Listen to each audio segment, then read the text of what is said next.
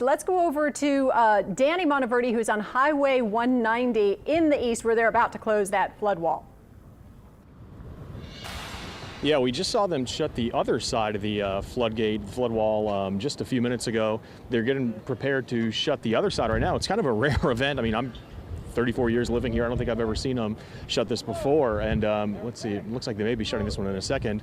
Again, this is a rare event that they do this, but considering the uncertainty of what's happening with the storm, it's always better safe than sorry. So again, you're seeing crews out here preparing to close the second of the gates right now, and it looks like we are about to see it. I was sort of surprised actually how quickly it went. I was thinking it was going to be kind of a long process, kind of drawn out, but really it was maybe a minute or two about how long it took. And again, you see this little piece of equipment here. What it did last time was it kind of just hooked into or went behind these little wheels right here, as you see it's doing right now, and begins to push it. And you can just see how smooth it is and how quick it is. And the crews are getting the barricades in place, putting sandbags in place on either side of it. But again, in just a few seconds, the Chef Highway right here in the entrance to Venetian Isles in that area of the city is going to be closed off to vehicular traffic.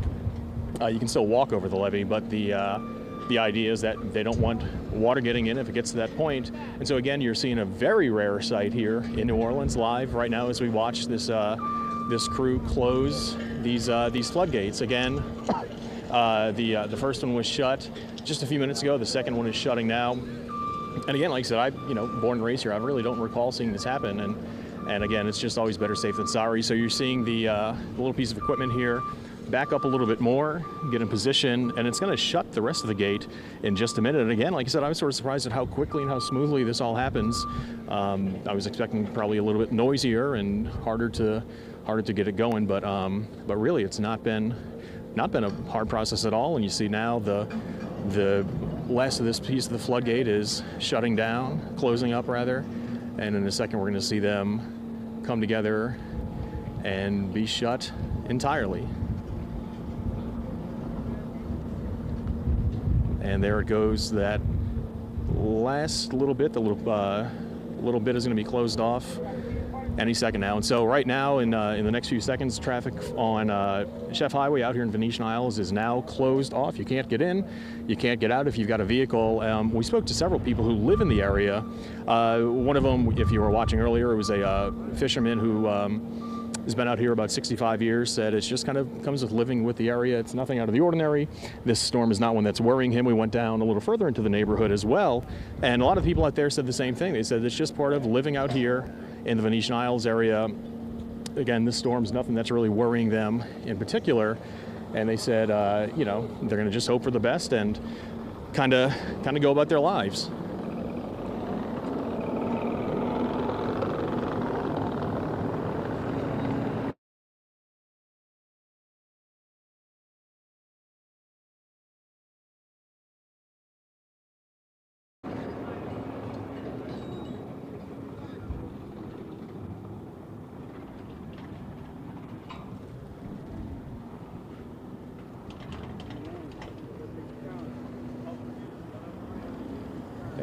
And you're looking at the crews right now tightening up these two gates right here. Again, just these massive gates installed after Katrina that are being shut. Again, a real rare sight here in New Orleans. You don't see this happening a whole lot. And so again, you're seeing the final work being done to just make sure these gates aren't going to open up, and hopefully they're not going to be needed for anything. But again, this is not at all a common sight here in New Orleans, seeing these floodgates shut. And so again, you see the final preparations, the crews out here tightening them up to make sure they stay closed, and presumably in the next few days we'll see them open up again. But again, you just saw live pictures there of just how quickly and how easily they can get these things shut. And again, just kind of a rare sight, guys. Yeah, Danny, what does that say to you that you are seeing that right now, that we are seeing the fortress of New Orleans being secured, not something that we've seen all that often? Yeah, I mean, I think it's safe to say, just considering what the city has been through in the past 14 years or so with Katrina, that of course is kind of the big one we all remember. I think I can probably speak for a lot of people when I say for myself, that still brings back a lot of concerns about flooding from storm surge. Obviously, the storm protection is a lot better these days, but also just keep in mind what we're dealing with just in terms of rainy day flooding. I think people here in this city are just anxious when it comes to water and that sort of situation with storms. You know, honestly, it's not the wind that really bothers me personally. It's always the water that I'm concerned about. So, you know, I like I said a few minutes ago, I guess it's always better safe than sorry in a situation like this. Hopefully this is nothing that's going to be needed and something that's not necessary, but was just something to, you know, it's good that we've got it. I guess that's the best way to put it.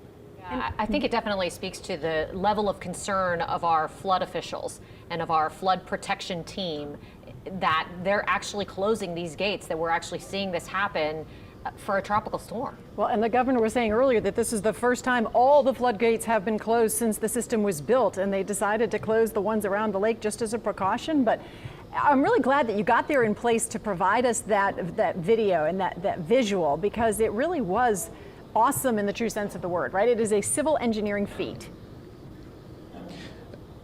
Yeah, and like I said, it really was kind of an impressive sight, and you kind of drive by these things all the time, and you don't really pay mind to them whether you're out on the lakefront or on the riverfront. Now, these out here in particular, they are pretty tall. I'm guessing probably about 20 feet tall. I don't have that number offhand. Just for visual reference, in a second, I'll have Adam show you. I'm 6'1", and here I am in front of the wall, and it's a little ways up there. So these are just massive gates that they built here. But again, it was surprising how easy they were to move and how quickly they were able to get them closed.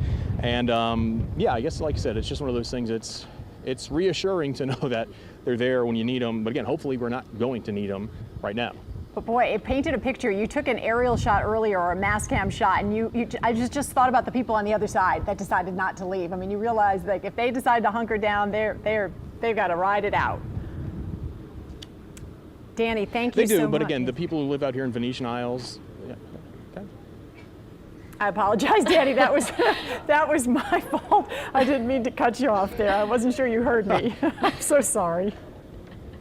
No, that's okay. That's just live. That's the nature of live TV. No, I was going to say, just the people out here in Venetian Isles, everyone we spoke with, just saying that again. Yeah, they realize the gate's going to be shut, but it's something it's a neighborhood they choose to live in, and they know what it is in terms of the tide and the water, and they say that, you know, the gates are going to be shut, and that's fine. And I think in the absolute worst case scenario, there is a concrete roadway up here where I guess if you absolutely had to get out, I don't think you're 100% cut off from the outside world in terms of vehicular traffic. You can probably, if you really need to, get in and get out. I'm assuming they probably don't want people to be driving over that levee, even where there is the spot for the, you know, apparently for cars to go over.